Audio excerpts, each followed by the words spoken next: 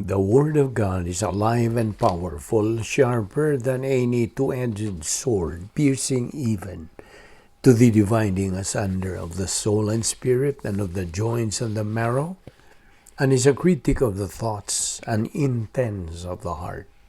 All Scripture is God-breathed, and is profitable for doctrine, for reproof, for correction, for instruction in righteousness, that the man of God might be mature, thoroughly furnished unto all good works. Study to show thyself approved unto God, a workman that needeth not to be ashamed, rightly dividing the word of truth. The Bible says, "For God so loved the world that he gave his only begotten Son, that whosoever believeth in him shall not perish, but have eternal life." For God did not send his Son into the world to condemn the world, but that the world through him might be saved.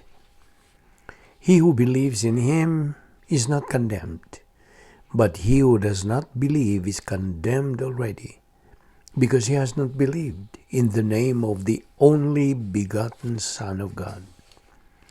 But as many as received him, he gave the right to become children of God, to those who believe in his name. Now, in preparation for our study of the Word of God today, the next few moments will be devoted to silent prayer, the objective of which is to make sure that we are filled with the Holy Spirit as we approach the Word of God.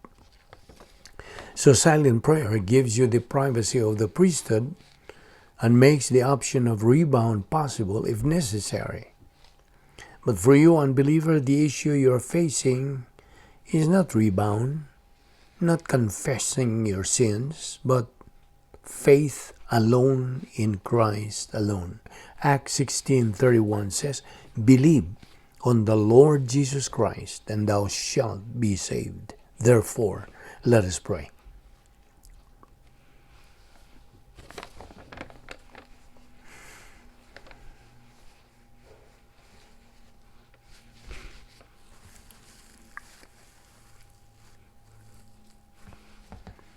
We thank you, Father, for your wonderful sense of humor, for your faithfulness, for your relaxed mental attitude toward us because of grace, for the fact that you love us on the basis of your character without compromising your character. As we continue to study this great grace gift from Jesus Christ, may God the Holy Spirit enlighten us, for we ask it in Christ's name. Amen. Welcome everyone to our Bible study today, and especially our subscribers, our fellow believers, friends, neighbors, who they are. We are welcoming each and every one of you. Okay, today we will continue our study on the Doctrine of Soteriology. And you know what we mean by soteriology. It means salvation. Okay. You see, salvation is part of the plan of God. When we talk about the plan of God, it does not fail. It works perfectly well in every member of the human race. In fact, the plan of God runs every individual person's life. And no one can escape from it, whether we like it or not. You see, there are three major kinds or groups of people in this world, namely natural, who are unbelievers; spiritual, believers who are spiritually mature; and carnal, believers who are not growing spiritually. Now, try to look at yourself and find out where you belong in the three groups that I mentioned. However, at this point, let us take up 5 points on the doctrine of heathenism. Well, I give you enough time to get your notebooks and or iPad So you can copy this. Okay, number 1 of the 5 points on the doctrine of heathenism. Number 1, God is righteous, plus R, and just, meaning perfect justice. Therefore, God can never be unfair to any member of the human race. That is in Deuteronomy 32, verse 4. In 2 Corinthians 5:14, which talks about the second point, the ultimate redemptive work of Christ provided salvation to the entire human race. Number 2, the declared will of God says that all be saved. Remember the 7 declared wills of God? It is His declared will that all people be born again, and all born again people, meaning believers, be sanctified and be controlled by God the Holy Spirit. And they give thanks for everything, and they trust in the Lord. And then they suffer, and then prosperity. So these are the 7 declared wills of God. Let me repeat that. It is God's declared will that all people be born again. Number 2, that all born again be sanctified. Number 3, that all born again believers be controlled by God the Holy Spirit. And then number 4, it is God's declared will that all believers give thanks in everything. And number 5, it is God's declared will that all believers trust in the Lord. Number 6, it is God's declared will that all believers suffer. And then number 7, it is God's declared will that all believers be productive. Okay? So that is in 1 Timothy 2:4 and 2 Peter 3:9. That's number 3. Number 4, whenever a member of the human race has a desire to know who and what God is, meaning positive relation toward God consciousness, God is going to send gospel message to that positive individual. John 7:17, Jeremiah 29:13. And number 5, when an unbeliever has a negative relation towards God consciousness, God is under no obligation to send gospel information to that negative individual. Results: self-induced misery and divinely imputed misery. You see, there are 2 ways to enter heaven. Listen. Number 1, to believe in the Lord Jesus Christ as Savior. Number 2, to die prior to reaching God consciousness. A person who believes in Christ has the right to become a child of God. John 1:12. Believers are sons of God through faith in the Lord Jesus Christ. Galatians 3:26. Now, do you know how much faith is needed to believe in Christ? The answer is just as small as a mustard seed. That kind of faith that is non-meritorious, a childlike faith, the third kind of human perception. Again, what are the 2 worst ways to die? I'm always asking this question. What are the 2 worst ways to die? The answer? Number 1, to die as an unbeliever. Luke 16:23. And number 2, to die the SUD, sin unto death, as a believer. Now get this point of doctrine. A person who receives a gift but throws that same gift right towards the giver's face, meaning to reject it, is like insulting God's gift. rejecting God's gift of salvation. God says in His Word that we can know beyond any doubt that we are on our way to heaven, 1 John 5:13. And He has told us why. Number one, the requirements for heaven have been met for us by the Lord Jesus Christ. Number two, the way to heaven is not by works, but by faith. Ephesians 2:8-9.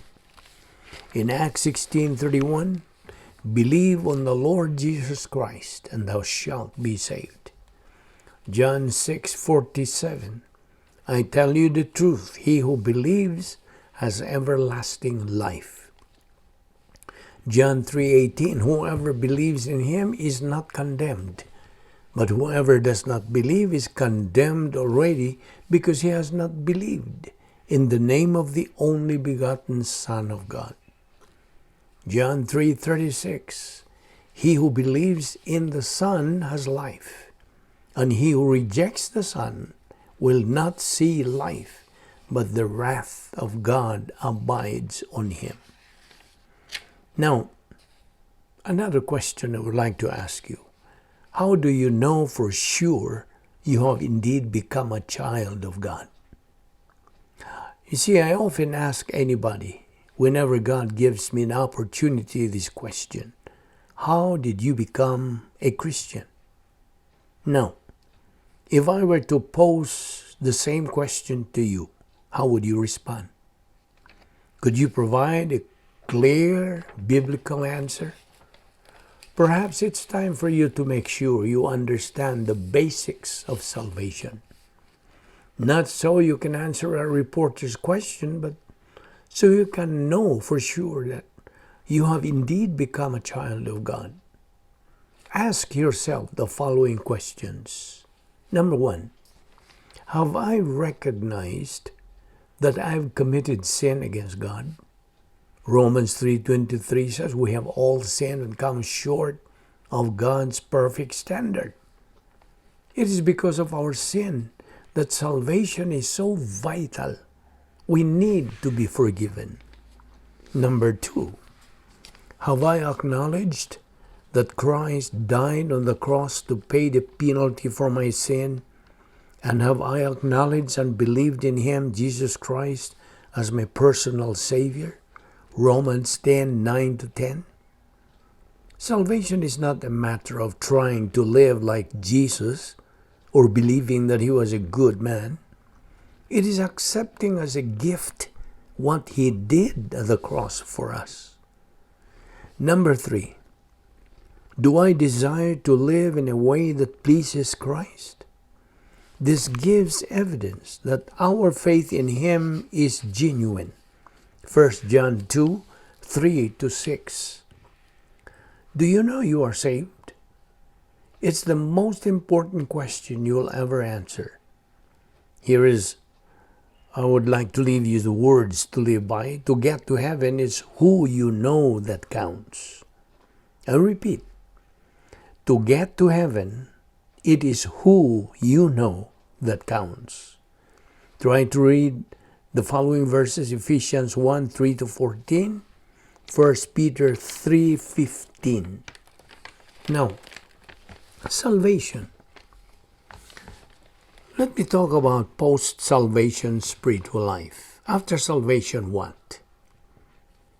Because there are believers who do not know what to do right after they got saved. Now, after a person believes in the Lord Jesus Christ, he is mandated in 2 Peter 3:18 to grow in grace and in the knowledge of the Lord Jesus Christ. How? Excuse me. By studying the Word of God on a daily basis. But first of all, the newly born-again believer is made to understand that the following things have actually happened in that very instant he put his faith in Christ. Number one, he was imputed eternal life. John 3:36. Number two, he was imputed God's righteousness. Number three, he was forgiven and cleansed of the unpardonable sin. Number 4, his name was written in the Lamb's book of eternal life. Number 5, he immediately became a member of the royal family of God. Number 6, he starts to live a life of purpose, meaning, and with definition. Number 7, he becomes a potential winner in life and in the life hereafter. Number 8, he becomes a recipient of the spiritual gift given by God the Holy Spirit. Number 9, he becomes a recipient of 40 things provided by God at the point of salvation. Number 10, he is called a saint. 11, he is called a believer, a Christian. Number 12, he becomes a citizen of heaven. Philippians 3:20. Number 13, he becomes a member of the called out ones, ecclesia. Number 14, he becomes complete in Christ, completely secure. And number 15, he is sealed by the Holy Spirit. Now, there are things that every believer anticipates while he is still in phase 2 life. This is phase 2 life. Life of the believer in time. Okay, here are things that every believer anticipates while he's still in phase 2 life. Number 1, no more condemnation. Romans 8:1. Phase 1 and phase 2 and phase 3.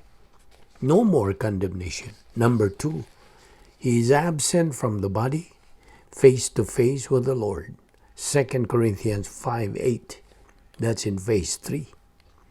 Number 3, no more pain, nor sorrow, nor tears, nor suffering, nor death, because the old things are passed away. That's in phase 3. And it's explained there in Revelation 21:4. Number 4, a new home in heaven. John 14:1-6. That's in phase 3. Number 5, an eternal inheritance. 1 Peter 1:4-8. That's in phase 3. Number 6, a believer knows he has a better recognition of eternal life. John 20:31, phase 1 and 2. And number 7, waiting for resurrection body. John 11:25, 1 Corinthians 15:51-57, 1 John 3:1 and 2, Philippians 3:21, that's in phase 2, and many other passages. Now, listen, God's mandate for every believer is found in Colossians 2:6, when it says, as ye have therefore received Jesus Christ the Lord, so walk ye in him. Every believer's guide in his new spiritual life. Number 1, the Lord Jesus Christ is the believer's best friend, a faithful friend. Number 2, the Lord Jesus Christ is the unique person in the entire universe.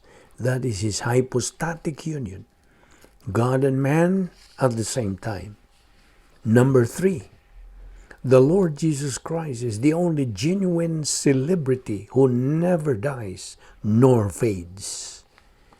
Number 4, he is always thinking about you, believer, and he always wants what is best for you.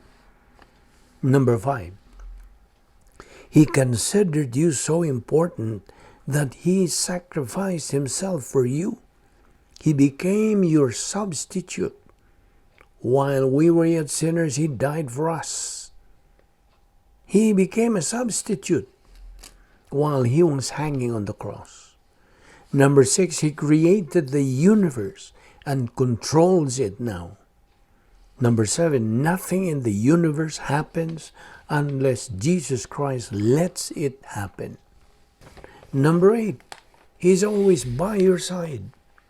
Number 9, he gives you his strength and power. Number 10, He comforts you. 11, He has no beginning nor end. He is the Alpha and Omega. Number 12, He is the model of humility. 13, He is every believer's hero. 14, He used the same doctrine God has given you. 15, He is the one who controls history. And number 16, every believer is eternally in union with Christ. Every believer is mandated by God to walk with the Lord. Now, walking with the Lord is like walking in life. You have to start somewhere. You see, the first step is the hardest. Now, the word Christ can be spelled out like this. C, constancy. H, humility. R, resiliency. I, integrity. S, stability. And T, tenacity. Now, what is constancy? It is your ability to be consistent. Humility comes from the consistent intake and metabolization of Bible truth through the enabling power of God, the Holy Spirit. R, resiliency. Resiliency is the ability to bounce back. You don't react to people who fail you, hurt you, and generally let you down in life. Instead, you use the faith rest principle. You remember the agenda of the faith rest life? Claim a promise. Think of what God can do to your problem. And number 3, relax because God is in control. Integrity. It is your loyalty to the truth. Stability. The consistency that comes into the life of the mature believer. He is stabilized because of his consistency and constancy in his intake and metabolization of Bible truth. Tenacity. What does it mean? It means you hang in there when things do not always go right. You have confidence in God, so you have courage toward man. When you have total confidence in God, that makes you constant, consistent, and stabilized. As a baby believer, we should be aware that there are 3 levels of spiritual growth, namely, baby believer, adolescent believer, and mature believer. We will continue in this study tomorrow. Let us pray. Father, we thank you for this opportunity of studying your word today. Thank you for that so great salvation which you have freely provided for us through your uniquely born Son, the Lord Jesus Christ. Although we do not deserve your love because of our sinfulness and unfaithfulness to you, you have ever been faithful and always will be to your word. Make us always realize and be aware that you and your word are the only 2 immutables throughout the universe. That realizing that always, may we make these 2 immutables our priority in our present life, thus reaching our goal, which is spiritual maturity. We thank you, Father, for your wonderful protocol plan for each one of us, members of your royal family, which you have taught us in your word, a plan which is the best and the highest. We thank you for the fellowship which we have shown for each other today. All this we ask in the name of our wonderful Lord Jesus Christ, our only Savior. Amen.